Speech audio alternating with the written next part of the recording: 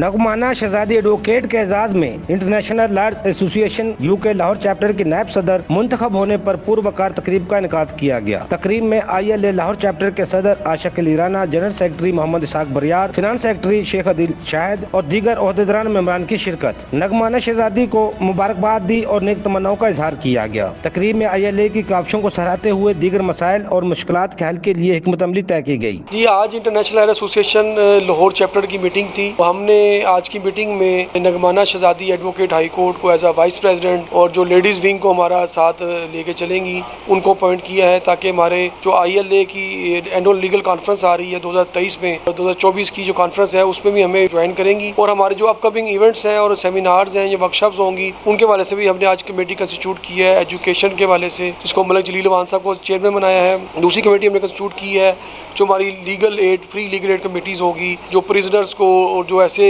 जो poors and needy persons होंगे जो लॉयर्स को अफोर्ड नहीं कर सकते फीसिस को, उस वाले से हमने मतलब गुलाम हुसैन को उनको अपॉइंट किया था चेयरमैन, ताकि वो फ्री लीगल एड कमेटी के वाले से लोगों को फ्री लीगल एड सर्विसेज दें। तो इस तरह आज के जो इवेंट्स हैं, हमने अपकमिंग जो हमारी मुलाकातें हैं डिफरेंट पर्सनैलिटीज़ के साथ और जजेस के साथ, और हमने जिनको अपने ILA की एनुअल लीगल कॉन्फ्रेंस 2024 जो कि UK में 31 अगस्त को मुनक्किद की जा रही है, उसमें इनविटेशन के लिए हमने आज डिसाइड किया है और हम आने वाले दिनों में मुख्तलिफ जगह में जाके उनको इनवाइट। सबसे पहले मैं बहुत शुक्रगुज़ार हूँ और मैं शुक्रिया अदा करती हूँ हाईली ओबलाइज्ड कि मुझे इस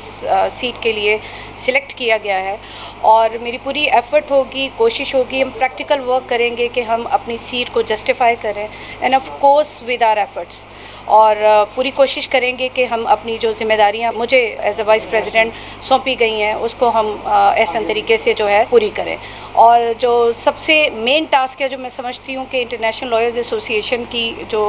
प्लेटफॉर्म से होना चाहिए वो ये है कि